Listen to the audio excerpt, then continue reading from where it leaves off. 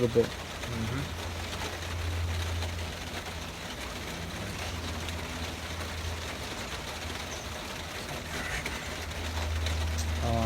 You could just start because they could play it back later, you know. So yeah, so I'm here. You guys know who I am. I'm Corey Teague. I'm an activist in the city, and this sister reached out to me today, and I want to advocate for her in the community. So I want her to tell you a little bit about her story, what she went through, for those who may not know.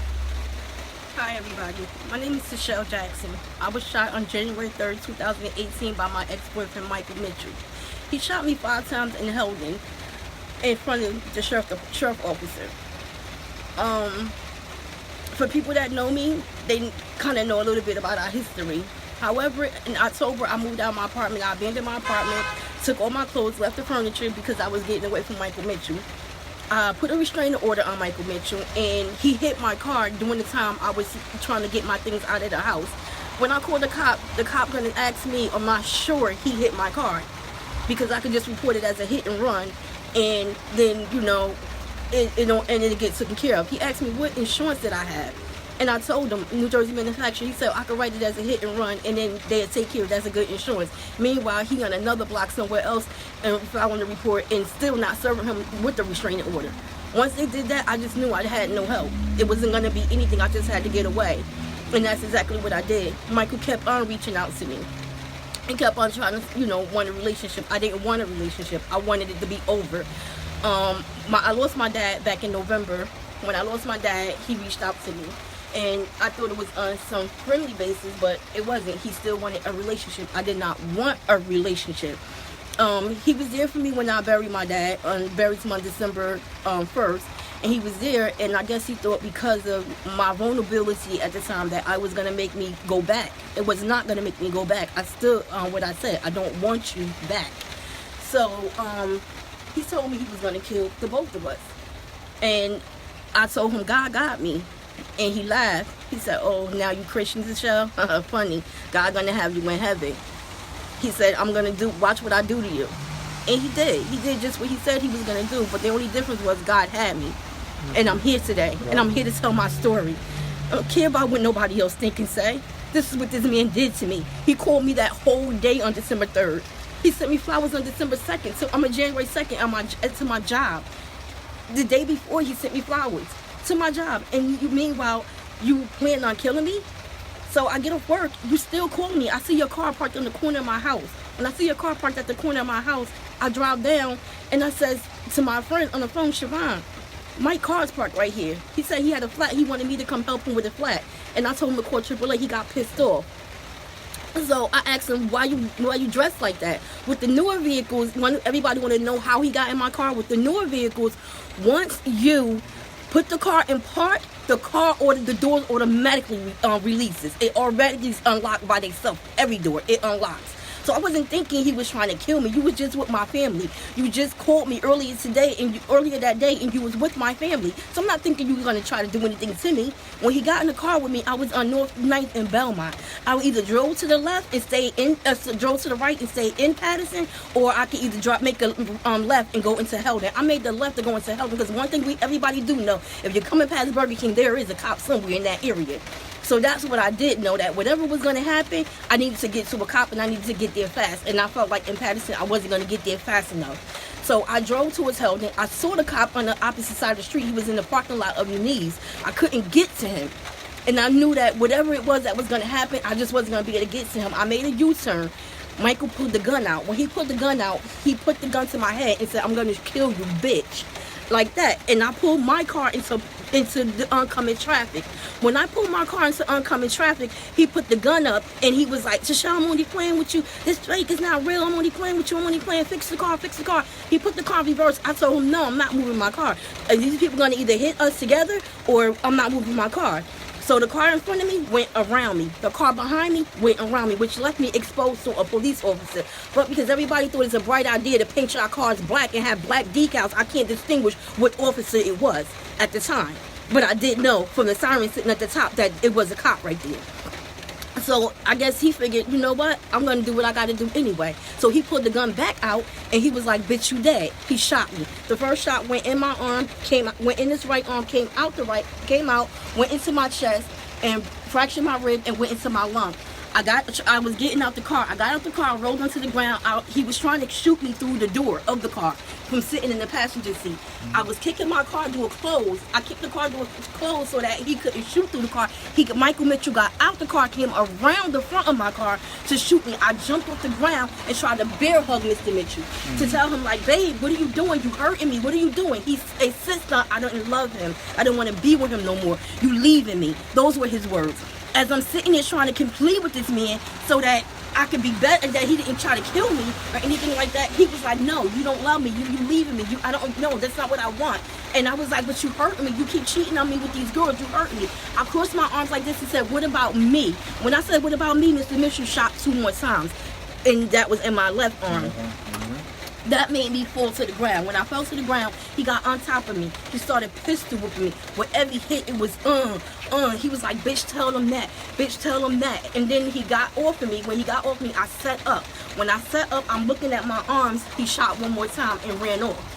And that shot was in my back, which now I still have the bullet in my back. I set up, I looked at my arm. I couldn't believe what I just seen in my arm. And I'm like, this blood that was dripping, it was blood I'd never seen before. It was so deeply red and it was so clotted. I noticed that my bone was out. So I got up and I walked to the officer. When I walked to the officer, he was standing in his doorway with a shotgun in his hand. Meanwhile, I never heard, "Put your gun down." I never heard, "Freeze." I never heard any of those words. I said to one of the other officers that was parked on the side, I was like, "Listen, I can't breathe." He said through the window, "Help is on the way." He never even rolled his window down. So the officer that was on the scene all along, I went back to him. He said, "Where you going? You want to lean on my car?" I said, "No, I can't breathe." He was like, "What?" I said, "I can't breathe." He said, "You can lean on me." He went to get me some. He said, "Let me get you something first." He went to get me some oxygen, put the oxygen on me, and he kneeled down beside me, and I linked to him. As I breathed in, I closed my eyes just so I could just concentrate on breathing. He told me, "You know what? Open your eyes, don't go nowhere." Rubbing my head, "Don't go nowhere," just, trying to keep me awake. And I wasn't going anywhere. I just was trying to concentrate on getting as much air into my lungs as possible. I didn't know what happened at the time to my lungs. I just knew I could not breathe. Paramedics came on the scene. I remember them cutting my clothes off of me. And I said to paramedics, I said, I'm cold, don't do that. I'm cold, I'm on the ground, everybody out here." And he was like, "I gotta see where the bleeding coming from. I gotta see where the bullet, where you shot at, where the blood coming from." And so I remember I still couldn't spit. I remember the blood just rolling down my face and rolling, everywhere. And I could feel the teeth fragments in my mouth. So they took me to the hospital. The ambulance came. They started an IV on me, and they was just asking me questions. What was my name? Tashelle Jackson. Who did this to you? Michael Mitchell. Who is Michael Mitchell? My ex-boyfriend. Why did he do this? Because I didn't want to be with him no more.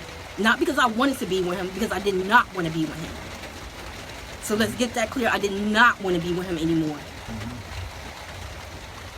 What were some of the signs that you noticed, let's say a few months prior to that? Because the message I really want to get out to the public, especially to anyone in a relationship where you may be dealing with somebody that's abusive, verbally, physically, if you notice any signs that the situation could become violent in any way, it's your responsibility.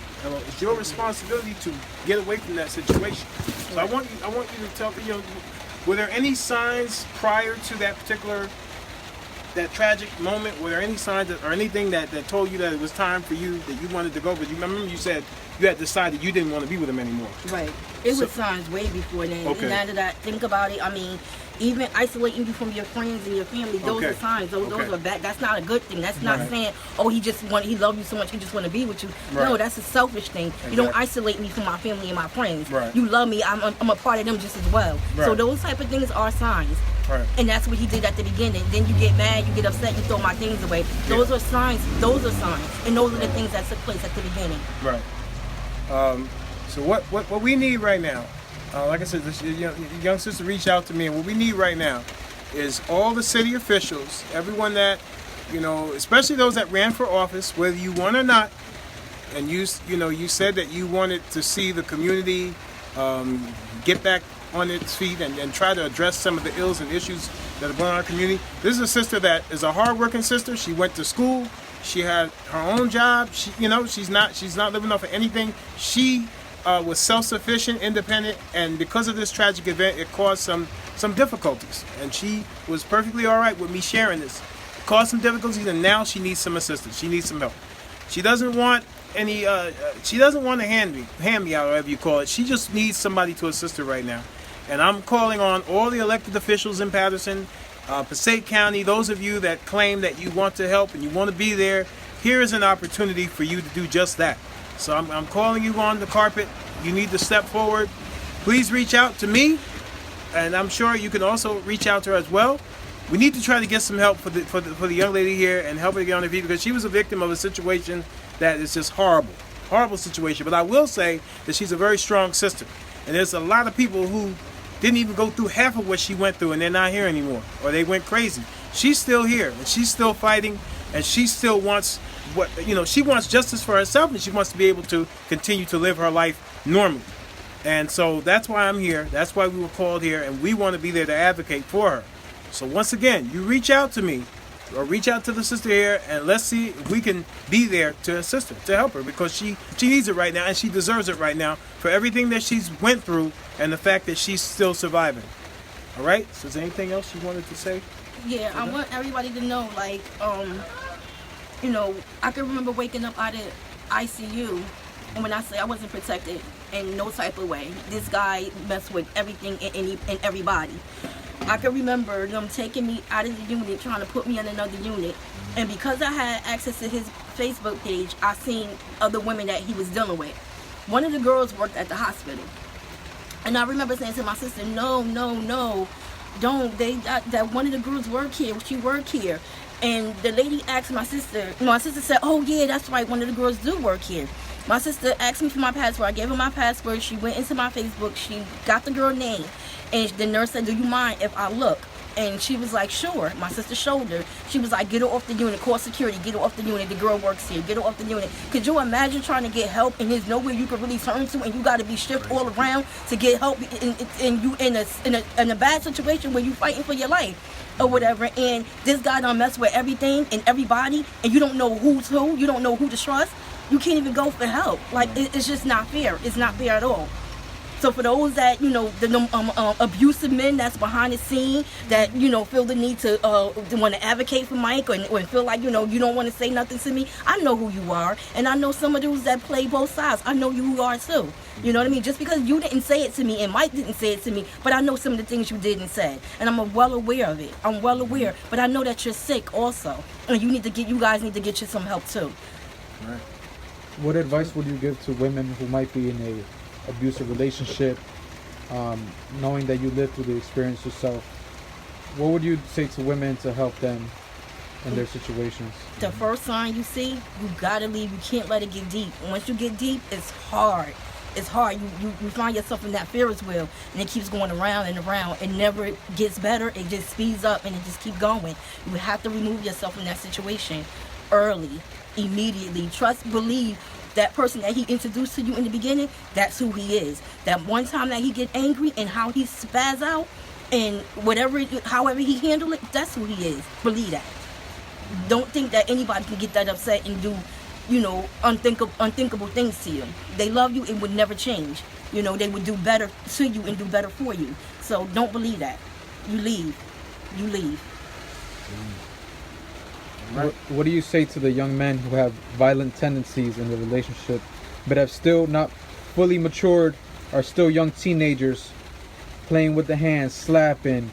What would advice to help change that young man's life so he does not become a monster? As you know what? Even adults are the same way. The men. I'm gonna say it's family. The reason why I say it's family, because it got to be a family member to say. Because if the girl tell you that you got these problems, they're not going to take your advice. They're not going to listen to you. It's just you rambling off at your mouth. But your family members, when you know that your family is doing wrong to somebody, you need to hold them accountable. Right. You need to hold them accountable for their actions. You need to not babysit it. You need to not act like it don't exist. You need to let them know that you need some help, brother, and go get that person some help. Yeah. You need to help remove that woman from that situation when you know that man is like that. And that was the issue that I had with Michael Mitchell. His sister babysitted that situation. I read messages where she said I was toxic to him. But at the end of the day, look what happened to me. But I was a toxic one. No, your brother was toxic. I really feel bad that you didn't even get him any help. You stood by and you watch him be like this. Not to just me, it was other women before me. It didn't just start with me. So when you see your family members having those issues and that's how they treat women when they're young, you need to get them some help. There's a problem and it's going to continue. It's not going to stop there. It will continue. All right, so we want to make sure that we get this message out, and like I said, at the end of the day, we're going to be advocating for her, and we're going to be knocking on a lot of your doors and calling a lot of your phones, so we can get her some help here and make sure that she feels safe and protected in the city that she lives in. She works here, she lives here, and so we want to make sure that she's protected here and that she knows that she has people she can talk to and rely on. Because I don't want her to feel alone, but right now she feels alone, and we want to change that. We want her to know that there's a community out there that's standing with her. Okay? So if you can help and assist in any way, hit me up immediately, and I'm going to be reaching out to a lot of you as well. All right. Peace.